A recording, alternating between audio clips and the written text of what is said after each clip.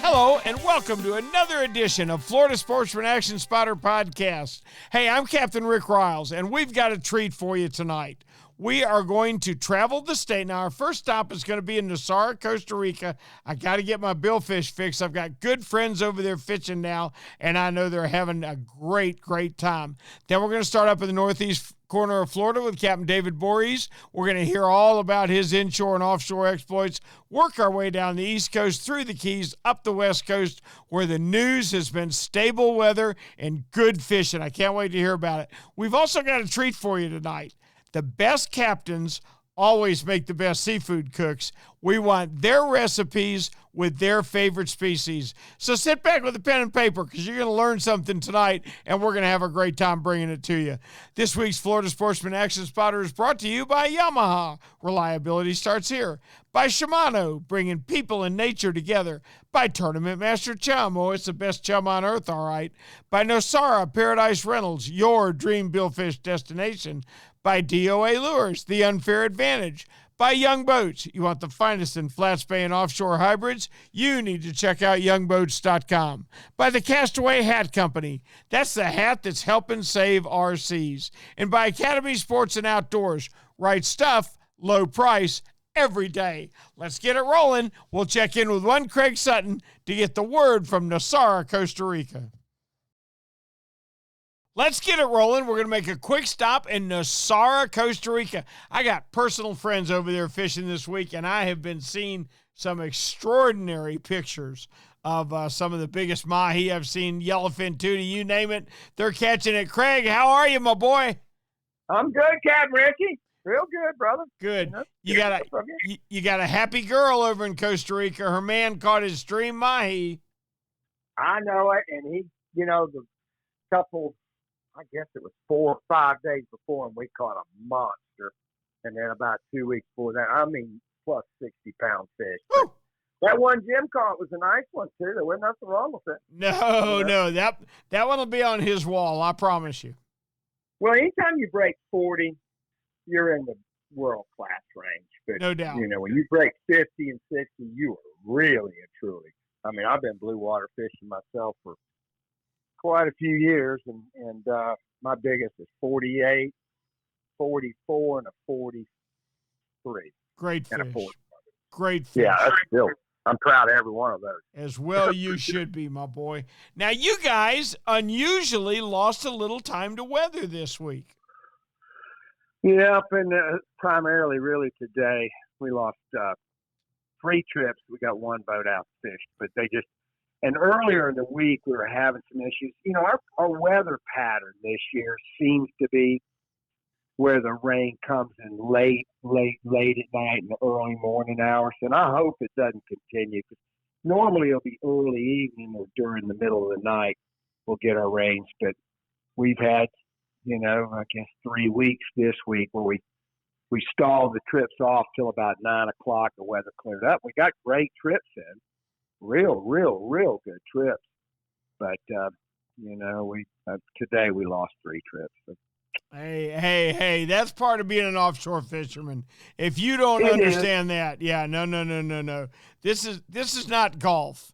Okay, this is serious stuff here, buddy. This is all part of the game. Yep, that's right. And anytime you have a tropical depression in the Caribbean, the Gulf, it affects us negatively, of course, but we get this because talking about a whole lot of landmass between the Gulf of Mexico and the Pacific, right where we're at.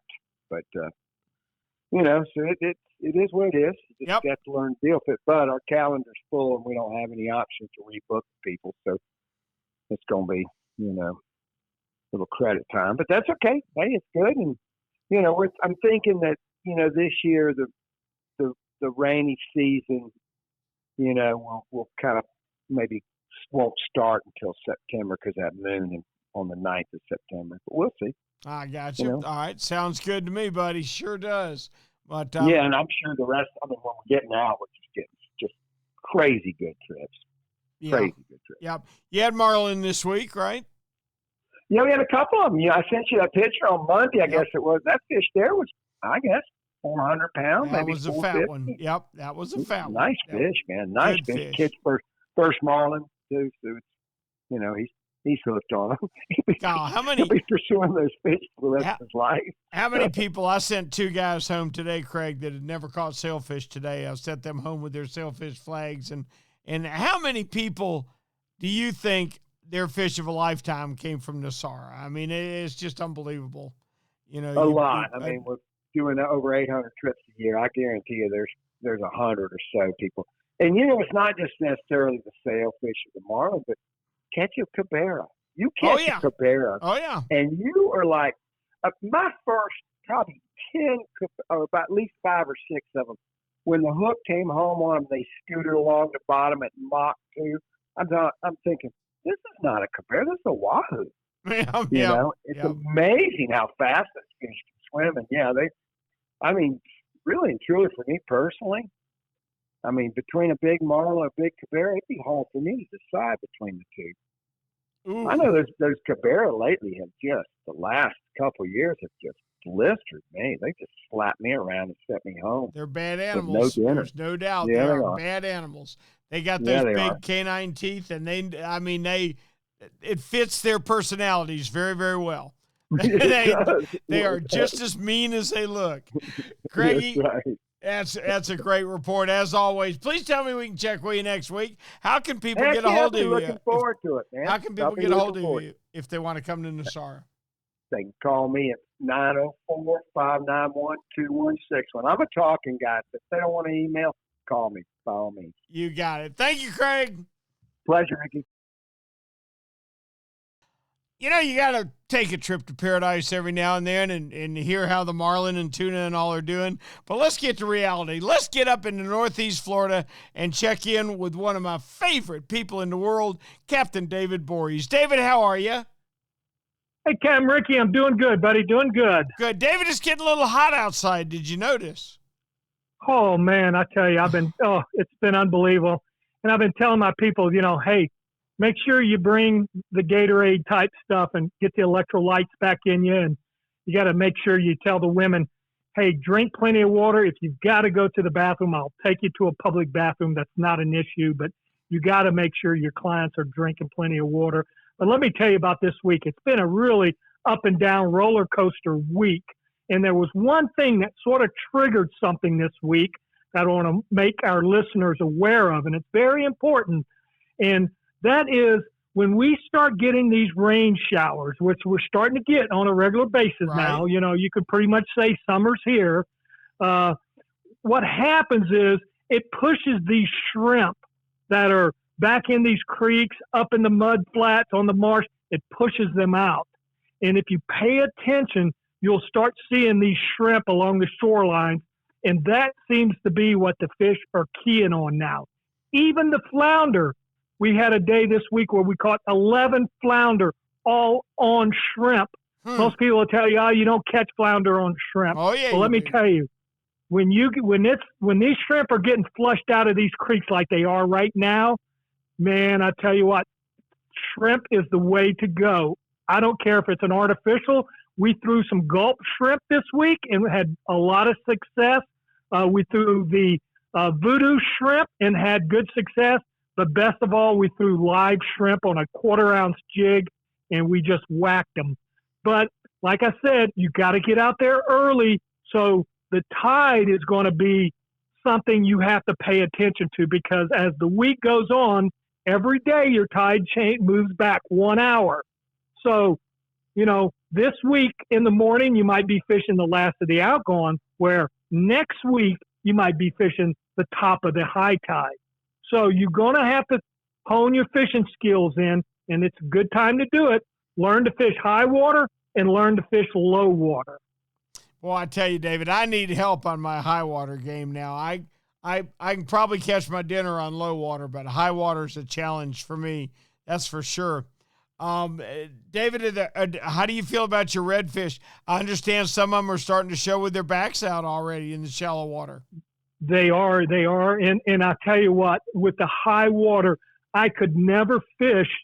The one device that I use that would probably helps me more than anything is my electric trolling motor. Sure. I would have a very hard time fishing high water without a trolling motor, because at high tide, I'm running and gunning. I am just pounding the shoreline, working the grass, the grass in the mouth of these little bitty feeder creeks, which people who fish up here in Northeast Florida, we have some little feeder creeks that come out. They're no more than 2 to 3 feet wide. They're just little pour outs that come out of that Spartina grass. And those are the areas that I like to target. And I just pick a shoreline, and I might cover 200 yards of that shoreline, and I have my clients covering every inch of it when it's high water like that. So I'm right up against the grass. I tell them try to get within a foot of the grass. If they go too far, they can correct that. They can come out of the grass and drop it where it needs to be. If they're too short, they can't fix too short. Yep. So I'd rather you throwing past your target than too short of your target. Now, how often do you find the water right against the grass to be full of oyster shells on the bottom, and do your people spend a lot of time hung up? Well, no, because I know most of where the good thing about fishing Northeast Florida is you have those 4 or 5 foot tide drops. Mm-hmm. So you better know where all the oysters are by now. If you fish this section of water, you should know where every little oyster reef and every chunk of oysters are. And when I get to those, I try to coach my clients into how to fish around those areas and try to avoid them. I'm looking for these fish that are feeding on those grass shrimp right now, right up close to the grass and at the mouth of the feeder creek.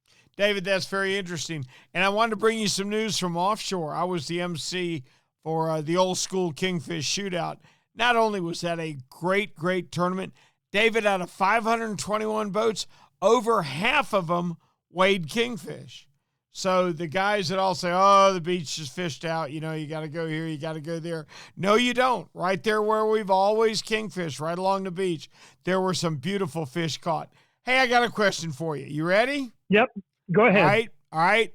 Carrie Underwood's coming to your house tomorrow night. And Woo, baby. Yeah, buddy. And you know what? She wants a fish dinner. And she wants you to cook it. Okay? Oh, man. You know how much I love to cook, Rick. You know how much I love this. The success of the evening depends on her meal, David. Talk to me. Well, what are we doing? Let me tell you, before there were black and red fish, and right. I grew up in Biloxi over there over in Louisiana, in the Gulf Coast of Mississippi, and even along parts of Texas, we always cooked our redfish, and we smothered it in a Creole sauce. And we called that redfish courtbouillon. Now, that's a Cajun way of saying a French word, which is court bouillon. But all we would do, Mom would make a nice tomato-based Creole sauce, peppers, onions, celery, a little bit of thyme, a little bay leaf, cook it down like you do a spaghetti sauce, lots of garlic, and cook that tomato sauce, cook it in a tomato sauce for hours. And then when that sauce cooks down, we take the redfish, lay it out in a casserole dish, pour the sauce over the top of that, pop it back in the oven, bake it for 45 minutes, pull it out, and we serve it with that nice white New Orleans rice. That sounds good. Carrie Underwood's really not coming, David, but I am. So okay. I'll see you soon. Cap, as always, we appreciate it so much. Please tell me we can check with you next week. Hey, I'll be here, Ricky. All right, buddy. Captain David Voorhees from up in the northeast corner of Florida. We're going to head down to East Central a little bit and check in with one Jim Ross. Jim, how are you? Doing fantastic, Rick. Good deal. Me too, buddy. Tell me how your fishing's been. We've had some pretty stable weather. Well, the bite's picking back up just a little bit. We've got some more dolphins showing up, some more wahoo showing up in the region. Even a few blackfin tuna here and there for the guys that are out doing the trolling thing. Now, like we've mentioned in the past couple of weeks, it's still a run and gun type of a thing. You may find something that looks good, like a big weed line or a temperature break or something, but that may not necessarily be where the fish are. Once you find that you get a couple of bites, so that's the area that you want to isolate on. And sometimes it's been out just in the middle of nowhere, but there was bait around that area. And so as long as there's bait, obviously there's a chance for predator fish to feed. And so that's what we've been keying on as much as anything. You like to stop on those heavier weed patches and lines and things like that, but that's a little deceiving sometimes. So just let the bait fish determine where you put your baits out and how long you stay in some of those areas that you may not necessarily be seeing bait. Well, you're right, and they're kind of like me. They're never going to be very far away from the refrigerator. Right. But all right, what's going on inshore? Anything important? Well, we've had still plenty of sharks for those guys and gals that want to get out there and catch sharks. So we've got fine a lot of black nose right now, some fine tooth. Now wait, whoa, time out. A black nose. What's the difference between a black nose and a black tip? Well, a black nose typically only get about maybe 4 feet long, 4.5 feet long, and they've got a little black. It looks like they've rubbed their nose in the dirt. It's got just a little black area on their nose. They don't really have the tips like a black tip has. And we don't have them all year. We only get them at certain parts of the year. So, it's this particular past couple of weeks we've started to get them pretty good. And then of course the some of the other species, the lemons and the sharp nose and some of those obviously are around as well. But the main thing we're waiting on right now, we're waiting on the second wave of tarpon to show up. It looks like the first wave has pushed on through and probably is about right around your front door right now up in the Jacksonville area, I would assume. But we haven't seen that second wave come through that we've been waiting to come through from the Keys. We're expecting that any day, but it just hasn't quite happened yet. When it does, obviously we're all going to be, in having our tarpon palooza and happy days and all that kind of stuff, because we do enjoy June and July tarpon fishing along the nearshore waters for sure. And now in the lagoon systems, Captain John Lulay, Captain Troy Perez, Captain Scott McCalla, a lot of the guys are focusing on the Hall River Canal area right now. And the reason that they're focusing on that is we've got some big bull reds that are transitioning through that area. We haven't really seen the bulls out on the flats like we normally would, but that's a focal point that people can, it's a funnel, and people can stop in the Hall River Canal, drop either some cut bait down, live croakers, or possibly even some cut crab or live crab, and get those bigger bull reds to feed. Yeah, that's interesting, Jim. Now, how deep are those fish? Well, the Hall River Canal is about anywhere from about 13 to about 16 feet on average. And then there's one or two holes that'll drop down into that 20-foot range. The fish primarily have been on the up current side of the canal. So if we have an east wind, the wind blows the water from the Mosquito Lagoon into the Indian River. And so they'll go to the east side of the canal system. And then if we have a west or a southwest wind, like we've actually had the last 2 days, they'll turn around and they'll go over to the west side. They want to be in that intake side, that compression area where you've got all of the water coming out of the lagoon system, compressing into the canal. That seems to be where the best numbers of bait fish and shrimp are. And so that's where their staging is, on that up current side. So just depending on what the wind's doing will determine where you're going to fish on any particular day. Boy, am I right that Hall River Canal gets tremendous boat traffic? Huge boat traffic, huge amount of fishing pressure.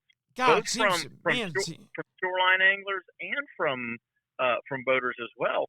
But it's the only area where the fish can go from one lagoon to the other, and it's only 50 yards wide, 60 yards wide. So it's a great funnel. It would be kind of like sitting, kind of like just east of Mill Cove in the St. Johns River channel coming out towards Mayport. It's a focal point where you've got all of that water from Mill Cove and in that area kind of dumping out and then joining the water that's in the ICW and running down that little narrow stretch right there. And that's what those fish are sitting in. They're just waiting for the bait fish to come by them so they can feed. That's interesting. We see some all year, but our August, September, October, it'll be like the channel of the river's paved with them. I can't imagine that those fish in Hall River Canal tolerate that kind of boat traffic. I mean, I think that's a really cool thing for you guys. Well, Cap, that sounds outstanding. Sounds like you've had a good week. Yes, we have. Looking forward to another good week this week. As long as we can avoid the afternoon thunderstorms, get out early, get back early, and stay safe out there. Boy, there is some violent lightning in some of these thunderstorms that we've had here lately. Yeah. I got to tell you. Oh, my goodness. So, by all means, you're right. Get out early, get home early. Jim, as always, we appreciate it. Please tell me we can check with you next week. I look forward to it, Rick. Captain Jim Ross from East Central Florida, where he brings us the best news every week. You know what Yamaha Outboards love? The genuine formula and consistency of Yamalu marine engine oils. What? Outboards are subjected to punishing conditions like high loads, salt, and humidity, a mix that automotive oils can't handle. Yamalu full synthetic and marine performance formulas are certified to protect against friction and corrosion for reliable performance every time. Find Yamalu marine oils at your nearest Yamaha Outboard dealer. Locate them at yamahaaoutboards.com/dealers. Yamaha, reliability starts here. Hey, Raj, being consistent is the mark of a quality product. If you've been Florida's #1 chum for over 10 years, there's got to be a reason. For 10 years, Tournament Master Chum has lived up to his name. That's why more tournament pros insist on Tournament Master than any other chum. It's the only chum with menhaden milk mixed right in. That means it gets the scent out faster and deeper than any other brand of chum. It comes in a grind size for every species from kingfish to catching bait. Your fishing time is way too precious to use second-rate chum. Bring the action to you by insisting on Tournament Master Chum. It's worth every penny. When you're ready for the finest in custom-made flat spay or inshore-offshore hybrids, you are ready to meet the Young family in Inglis, Florida. For over 21 years, the Young family has built custom boats one at a time for every type of fishing. Nothing can sneak up on a flat quite like the Gulf Shore flats boats, and I've never fished a better hybrid than the Young 24s and 27s. Rob Young is a naval architect who takes tremendous pride in each and every build for each and every customer that wants their boat custom built exactly the way they want it. Is it time for you to move up? Are you ready to own the finest boat built? Then you need to visit the Young Boat facility in Inglis, Florida, or check them out online at youngboats.com. Now, a la Murata, tiki hut, cool drink, chilling in the afternoon. Doesn't get any better than that. How you doing, Captain Bean? Good, Rick. It better be a cold drink this time of year. Woo, buddy, it's getting hot. You guys getting a lot of thunderstorms down that way? Here and there, pretty scattered, more so in the evening, and Good. Yeah. Summer weather. All right, glad to hear it. Tell me about your fishing. How's it been? Oh, fishing's been great. The fishing has been as hot as the weather here in June. Lots of great variety. Been catching a lot of nice big snooks. They're getting ready to do their spawning thing, and also the tarpon bite got a little bit better, as well as it seems like right now you can catch trout almost every cast, and no redfish around, but we've been staying really busy with everything else. As far as offshore goes, we're getting some more mahi here and there trickling through. That hasn't gotten red hot yet, but you can still go out there and look for them. There's been some really good tunas on the humps. Also, there's been a lot of really big mud snappers around as well. That's something that's also another fish that's been spawning in June. And it seems like the big mangrove snappers are making their way to the reef.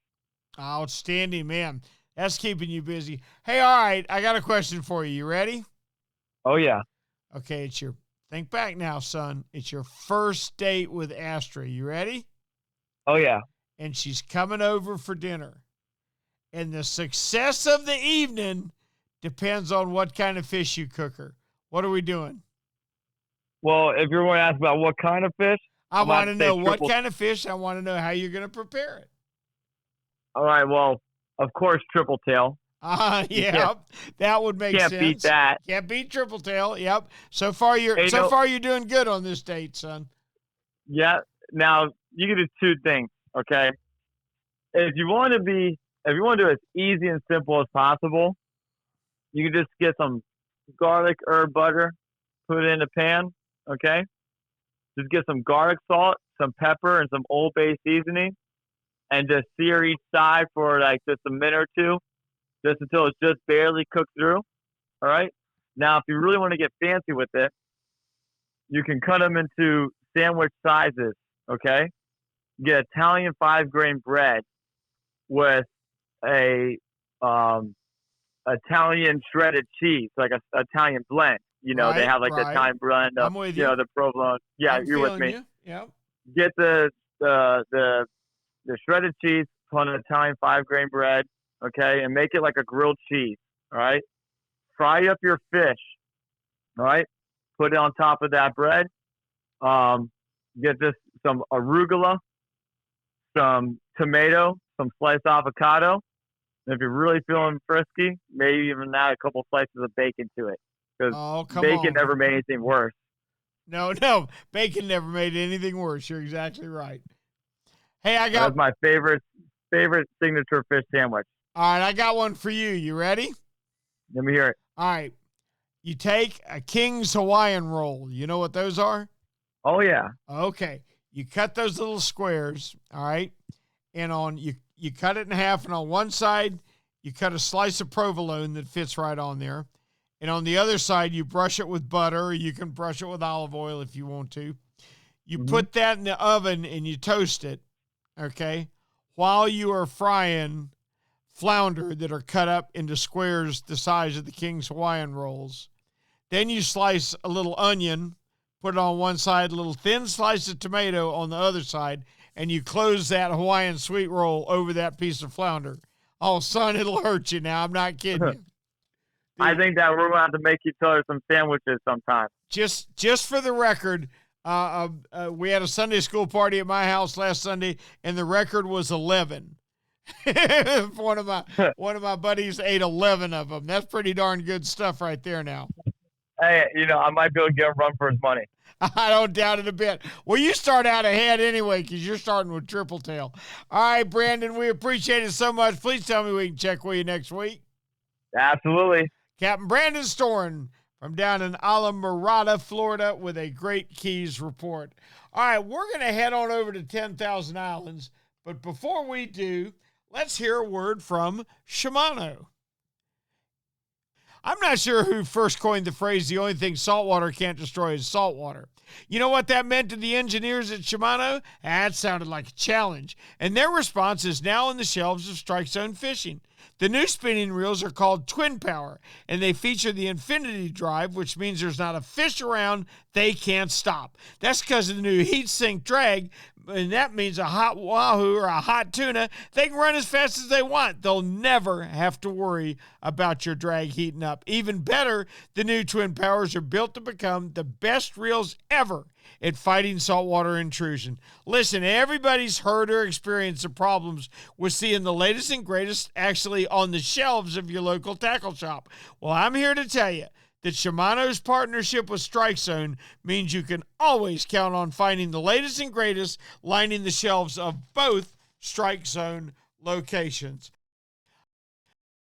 Our thanks to Brandon Storen for the best news out of Alamorada. Woo, what a recipe he had for a triple tail sandwich. Now let's check in with one Steve Dahl in 10,000 Islands. Steve, how are you? I'm great. How are you? I'm doing fine, except I'm hungry now. Any fish biting over there? Oh, everything's biting. That's the great part of everything right now. Oh, I love it. You gotta love June, don't you? Yeah, I do. I mean, May's usually my really favorite, my favorite month, and along with October. But this first part of June's been really good, albeit really hot out, and water temps are super high. But seems to be everything's kind of cooperating. Winds are starting to lay down a little bit.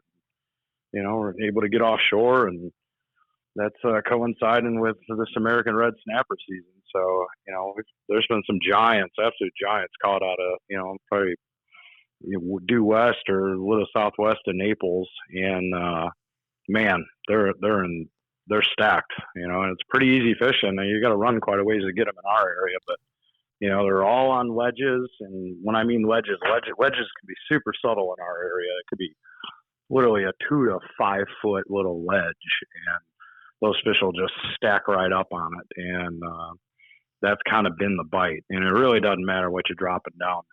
They're going to eat cut bait or, just about anything that gets in their face. But it's just a matter of getting to them. And right now we got the winds to be able to do that. So the American red snapper bite's doing really good.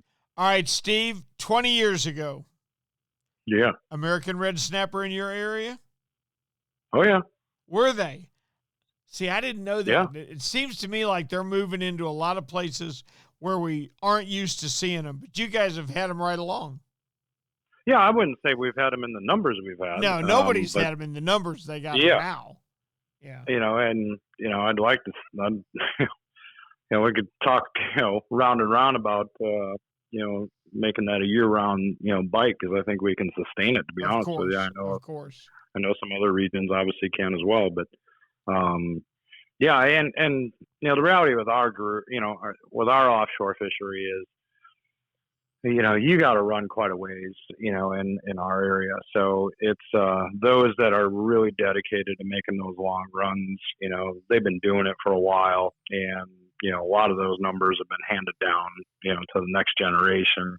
So it's not a huge secret where those fish ultimately hang out in our area, but it's just a matter of getting to them. And honestly, Mother Nature's the only thing that's holding it back, and some brave souls that can do those gas prices these days. So. You ain't kidding. Ooh, how about it? So, but offshore is doing really good. It's been pretty good. Yeah, glad to hear it. Now, have you pretty much written off the triple tail? Are they done for the year? Yeah, I'm pretty much done with them. I mean, there's a little bit of a bite.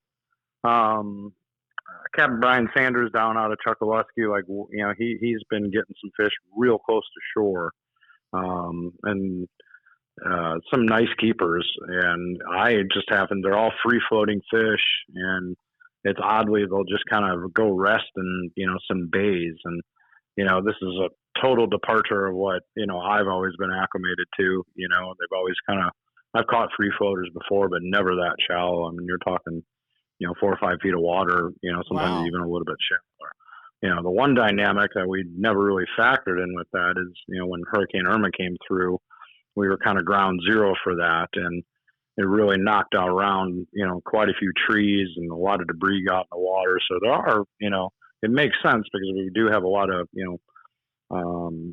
timber, if you will, in the water down here. But the reality is, this has been a really tough 2 years, that's for sure. But, there's some fish super shallow right now. That's crazy. It's crazy to think that, but they are. Oh, outstanding. All right, bud. Yeah. Well, I hope your weather holds. Stay away from the lightning in the afternoon. That's yeah, we're going to try our best. Yep, and let's just pray every day that the tropics stay quiet. That's right. Cap, we appreciate it. Please tell me we can check with you next week. Oh, I can't wait. You got it. Captain Steve Dahl, the mayor of 10,000 Islands, with a great report, said the tarpon are there, the snooker biting. It's a very good time to be a fisherman in 10,000 Islands. Hey, we're going to move on up to the southwest section, but before we do, let's get a word from Academy Sports and Outdoors. Today's new outdoorsmen have so many advantages over us old-timers. I can only imagine how much easier it would have been to learn to fish and hunt if we had had Academy Sports when I was young. Well, get ready, Panama City, because your outdoor experience is about to get a whole lot better. That's because Academy Sports and Outdoors is on the way. They will assemble your grill. They'll assemble your bikes. They'll bore sight your gun. They'll spool your line. They'll exchange your propane, and they'll do it all at Academy's best price guarantee. The store is coming in late July, but until then, you can still shop online at academy.com or through Academy's mobile app. That's where you can sign up for all the digital ads and offers you'll need to enhance your outdoor experience. Academy Sports and Outdoors. Right stuff, low price, every day. Now, time to head up into the southwest coast a little bit and check in with the man from Snook Stamp Charters, Captain Greg Stamper. Greg, how are you? I'm doing really well, Rick. It's getting a little bit warm down here. Woo, come on, it's getting hot. Yeah, it's hot when you get that hazy look to the sky in the morning and it's not even 8 o'clock and it's already 85 out. Yep. You know it's going to be a warm one. Yep. The best weatherman I know was a party boat captain that we had out of Mayport for many years named George Strait. And he said, you walk out to your truck in the morning. If there's dew on the truck, you're going fishing. If there's no dew on the truck, you're not going fishing. And if there's too much dew on the truck, you're going to get hit by a thunderstorm on the way home. That's how hard it is to figure out. Well, I can tell you, though, this entire week we had a really good fight. Our juvenile tarpon have really come out full speed. We've had a lot of good fish this week, anywhere from about the 10 to, I give them maybe 30, 35 pounds of the bigger size that we're catching. And we're catching a lot of snook and a lot of trout go with it. The one funny thing this week, Rick, is twice this week, and it was kind of bizarre for me, but twice this week I thought we could get our backcountry Grand Slam, and I could not catch a redfish. Yeah, that's funny. So you got the snook, you got the trout. Got the trout, got the tarpon. Got we the usually tarpon. Take care of that tarpon first thing, and then I'm like, let's just go catch a redfish. Yeah, it didn't happen twice. Yep. Should have been easy, but it wasn't. How about the snook on the beach? Are they still where you can walk down the beach and cast to them? Oh, absolutely. In fact, you're coming right on this full moon right now, so the spawn is starting. These fish are going to be right in our passes. They're going to be right on the beaches, and then they're going to move their way out to some of those wrecks and reefs and hang out there for a while. It doesn't mean we won't have them in the back bays, but those really big fish are usually found on some of our local wrecks and reefs from about 2 miles out to about 9, 10, 11 miles out. Pretty regular. Outstanding. That's an outstanding report. I certainly hope this weather holds for you. So far, the thunderstorm activity hasn't been too bad. The storms that we have had have been intense, but there hadn't been too many of them. I hope you're seeing the same thing down there. We are. It's not too bad yet. Good deal. All right. Hey, I got a question for you. All right. You ready for this? Go ahead. One young Miss Carrie Underwood is on her way to go do one of her concerts, but she wants to stop at your house for a seafood dinner first. Okay? All right. Okay. What are we preparing for such a fine young creature? Oh, I already know what my go-to is. I'm going to do a potato-encrusted triple tail fillet come on. with a really nice mustard cream vermouth sauce and some tomatoes diced on top. Yeah, that ain't bad. That ain't bad. All right, how thick a fillet of triple tail we using? Give me a fish that's about 10 pounds. Okay. That's going to give me enough to feed probably 6 people. Yep. I'll cut those pieces up just perfectly so that everybody's going to have 10 to 12 ounces of fish. Little flour, a little egg wash, a little flour. When I cook those potatoes, I want the outside brown like it's a hash brown. The fish isn't done yet. You throw that in the oven at 400 for about 10 minutes, and then you make your sauce while you're waiting. That sounds absolutely fantastic. I can come. I can't bring Carrie Underwood, but I can make that dinner. Thank you so much, Greg. We appreciate it. Please tell me we can got it. Please tell me we can check with you next week. See you next week. Tight line. You got it, Captain Greg Stamper. That means it's Ray Markham time. Time to get up to the West Central. But before we do, let's get a word from D.O.A. I recently had a chance to stop by D.O.A. World Headquarters in Stuart, Florida, and I was not the least bit surprised to see company founder Mark Nichols hard at work on a new fish catching invention. What was shocking to me was he was working on the original D.O.A. shrimp, the same shrimp he patented in 1985. The stealthiest bait ever made, the only bait that lands so subtly that spooky fish will never hear it, was getting Mark's full attention. "What are you doing?" was the obvious question. Mark looked at me sideways. "I've never stopped working on the shrimp, dude. It's got to catch more fish every year, so I've got to make each one better than the last. Now, I've got all the production in-house now, and that means that today's 3 and 4-inch shrimp are consistently the best we've ever built. You know what? I get it. The D.O.A. shrimp that fooled 1 million fish in 1985 has had to keep up with the times to make your fishing better. So, more than ever, fish are spooky, and the 2022 version of the D.O.A. shrimp is the stealthiest, most lifelike, deadliest bait you can throw." Our thanks to Greg Stamper for a great Southwest report. Time to move up to West Central. That's Ray Markham territory. Raymond, how you doing? I'm doing very well, thank you, sir. Good. How's your fishing? Not too bad. Good. Actually, it's getting better by the day here, coming up on full moon. So our tides are getting a little better, and it seems to be picking up as we get got closer towards the weekend here. So a lot of snook action being reported all over. That seems to be the number one inshore target these days, even though it's catch and release because of the closed season. But to the north of us, from about where Dunedin and Clearwater kind of start there, if you go north, the trout fishing seems to be real good. I'm hearing a lot of guys that are catching some 20-plus inch trout up in that neck of the woods from there all the way up to Hudson. We got redfish on the east side of Tampa Bay, which is a pretty good deal for those guys. They just don't seem to be filtering all over the bay, which is kind of odd, but it is what it is. They have a little Manatee River that floods out of that general area over there, and it provides a lot of food for those fish. Guys fishing offshore are just wrecking some really big grouper. Both gags and reds, believe it or not. But it seems most of those guys are fishing anywhere from 150 feet out to the 200 plus and doing really well. Mangrove snapper action at night has really picked up considerably. The days that we've had that have been overcast and kind of drizzly, the guys are really raking in some really nice mangoes in those days too, which is a little different. You know, you don't usually catch as many in the daytime, but they're saying on those days where it's been completely overcast and cloudy and drizzly, they've done really, really well.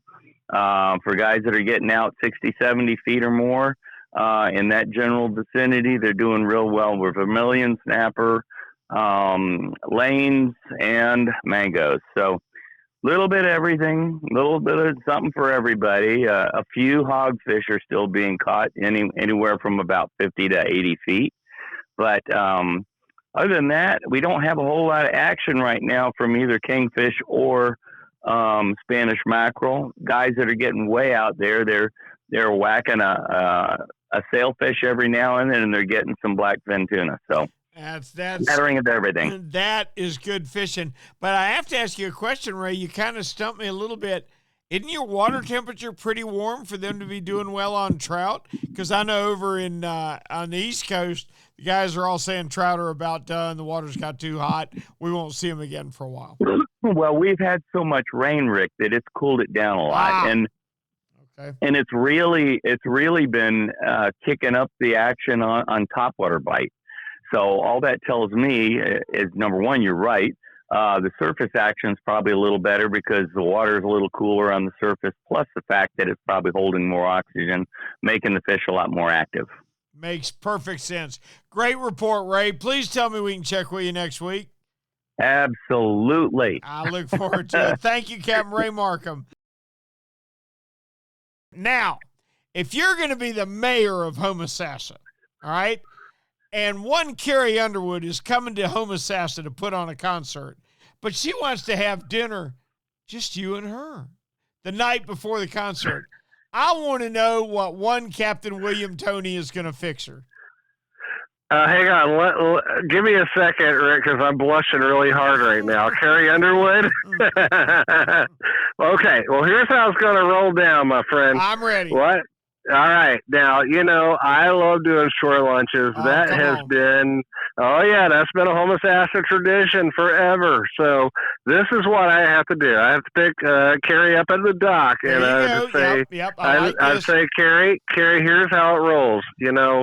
I don't want to just cook you hush puppies with guava jelly. You've got to catch a fish. Uh-huh. So I would take Carrie out and I'd let her know. It's like, hey, we don't have to tear them up, but catch a couple reds. If you want some red fish, I can fry that too. Let's keep a trout. What about those?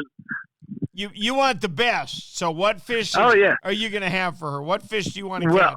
Well, for Carrie Underwood, let me think here. Triple tail, maybe some 12, 15-inch mangrove snappers. I don't know, but if it's windy as it has been here on the Big Bend, she's going to have to settle for the plain old trout. Okay, but I tell you, good. Yep, you can get on that island, and what I do, first of all, cook a half pound of bacon in that old cast iron skillet on an island. I set the mood, set the ambience right there. Oh, I smell it. I can smell it right now. Yep. And then we're going to do some hush puppies, which is one of my specialties. And the big thing, a lot of people like to fish with me, but I think they like my family's guava jelly better.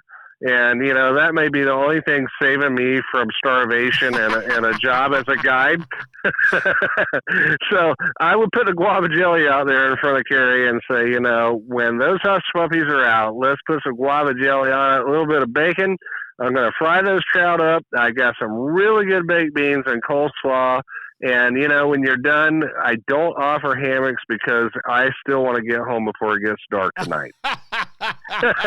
Carrie Underwood is in for a treat. If she comes to visit the mayor of Homosassa. How's your fishing been this week, William? It's been real windy over here, Rick. We've got a really hard western flow, so it's putting a lot of water in. I know the offshore guys, it's tough on them right now because I was out today and, inshore was 2 to 3 foot heavy chop. So to get out to where the grouper and red snapper been, you're talking 20 to 40 miles, and anybody in their right mind would not do that right now. So hopefully this is supposed to end here by about midweek coming. So we're looking at more calm conditions. So, those of you who want to get out to get some gag groupers and with captains and a red snapper, about a 40 to 50 foot range. So, you're looking about an hour or so right out there, but the bite's been good, and it's probably going to be especially good here at the end of the week because no one has been out there messing with them. Gotcha. That sounds like an awfully good report, I tell you. Ray Markham was talking about trout in his area, saying that this rain is cooled the water enough to make the trout bite really good in shallow water. Have you seen that? Yep, absolutely. And today it was kind of, I have to say technology is pretty nice because with my cell phone, being an inshore guide like I am, I can glance over my phone and look at my radar real quick. Mm-hmm. And it used to be sitting there being like, okay, do I run? Do I go? Which way? Okay, I can see it. And sometimes it just makes its own direction. But if you can sit there and look and kind of judge it, the whole fetch of all the rain going, today it skirted just north of us. In fact, a couple times you could hear it off at a distance hissing on the water. But that rain-cooled water and the windy conditions, what I did today, and we did limit it on trout, was switch over to a cork rig with about an 18 to 20-inch drop underneath it with some watermelon red flake mirror lure provokers, and we did really well. Now I threw just straight jigs for a little bit, but with the fast drift, even dragging drift anchor and everything was not enough to fish with just a bare jig. So when you're in those windy conditions up here on the Big Bend, you want to put some trout in the boat, go ahead and put those popping corks on. It's generally not the best time of year to do that, but I feel that when it's overcast, it's windy, it's rainy, you need everything you can get to find that trout, to find your bait. Gotcha. Outstanding report. William, I'm going to put on my Carrie Underwood wig, and I'll be right over. Well, tell Carrie, I'm ready. I got the ambience, all she has to do is sing me a couple songs. You can. She'll do it. Thank you, buddy. We'll see you next week. We appreciate it. Captain William Toney, a hoot in his own right, the mayor of Homosassa. Hey, we're going to head up into the Big Bend, but before we go, let's check in with the Castaway Hat Company. I bet you don't even remember the day all of us cool kids would rub baby oil mixed with iodine to help us get even darker in the summertime. Being burnt was cool, and even if you weren't a surfing legend, oh, you sure looked the part. Man, a lot of us paid the price for our vanity. We never knew the skin problems and health damage that awaited us. Today's fishermen have the option of being so much healthier in the sun than we ever thought of, thanks in no small part to Castaway Hat Company, who not only provides our podcasters with Castaway straw hats, but they make the coolest prints on the underside of the brims you ever saw. You may think your bimini top or T-top blocks the sun, but as an awful lot of us OGs can tell you, you can't have enough sun protection. Do what we do. Put on the sunblock, put on your Castaway straw hat. You'll look the part of today's best anglers, and you'll even be helping the environment, because every Castaway hat sold, the Castaway Company will pay to have a pound of trash removed from our waterways. The burning Florida sun won't be roasting your skin, and believe me, when you age a few years, you'll thank us old guys that have spent a lifetime in the water. So go to CastawayHatCo.com and get your best sun protection today. Castaway Hat Company, a hat for every adventure. Our thanks to William Toney for a great Big Bend report. I got to tell you, I'm betting out of all our podcasters, the next one has had the best fishing for the last, 11 days or so. One, Kevin Lanier, because red snapper season is open. How we doing, Cap? Hey, Captain Rick, you're exactly right. I tell you what, we wait on it all year, and then it gets here, and this year has not disappointed us at all. I got a funny feeling the fish are big and plentiful. Do I remember that I saw on Facebook the other day you had a personal best on your boat? We did. We put a 32.2-pound red snapper in the boat. Oh, that is a sow right there now. It's biggest one I've ever seen personally. Biggest one we've ever put in the boat. And also, funny thing was, it was this gentleman's first ever red snapper. He needs to quit now. It ain't gonna get no better than that. That's exactly what I told him. And the funny thing was, we had a 22-pounder also in the boat, and it looked like a 12-pounder next to that 32. That's funny. It looked like a chicken. Yep, that's something. Definitely. What are you catching besides red snapper? The gag bite has been probably, I know I've shared with you on past podcasts that we've struggled to catch gags in the summertime. Right. Gag bite's been unbelievable. That same day we got the 32-pounder, we got 10 gags. Really nice ones, nice quality, no real big ones, but like you and I have talked about, the best eating size. Oh, yeah. Yeah, give me that 24-inch to, what do you think, 30-inch maybe? Yeah, you might push it up 35, but I would say legal to, maybe 10 inches. That's right. That's a fine eating gag right there. Hey, Kevin, let me ask you a question. Are you bleeding your gags? Captain Rick, we don't intentionally bleed them, but a lot of times by the time we're getting them, dehooked and everything like that, they're bleeding pretty good, so don't worry about them. We do bleed all our kings and anything else like that, but, I don't make it a pointed effort to bleed the gag. I want you to do me a favor. Next time you're taking one home for yourself, I want you to bleed him good. And the only reason I say that is I've got a very good friend that was reeling up a gag not too long ago, and a shark got him. And he ended up, the shark only took like the last third. And he ended up taking it home, and I'll be doggone, he said it was as good as a scamp, which that's pretty high praise for me. Well, true.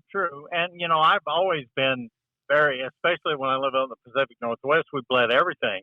Mm-hmm. So I don't see why it wouldn't do the same thing down here. You got to bleed them. You got to get them buried in the ice. You got to get them cold. I can promise you that my flounder and my mahi are better this year because I've started bleeding everything. Well, that makes a lot of sense. I mean, it really does. Yep. Give it a shot. Cap, that's a great report. We appreciate it. Is there anything going on inshore there? There's some redfish bite going on in St. Joe Bay. They're out on the flats. They're chasing the bait fish.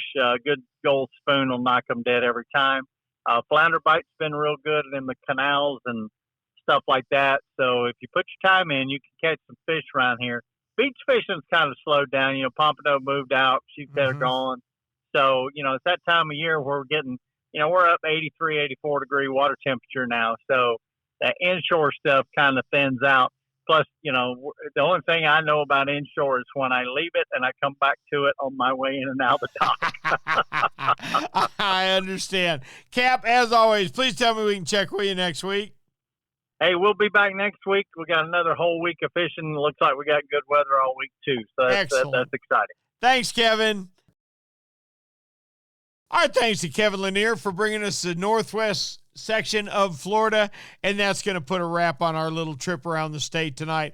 Gosh, it's been a lot of fun. Man, I am hungry. I don't know. I think I'm going along with Carrie Underwood and William Toney on that shore lunch. There's nothing better than a good shore lunch. But how about all the guys wanted triple tail? Almost everybody that I said, what fish are we using? The number one choice was mutton snappers and triple tail. And our old Cajun up in the Northeast, David Voorhees, he wants a redfish for his lunch, his dream lunch. So we'll see how that works out for him.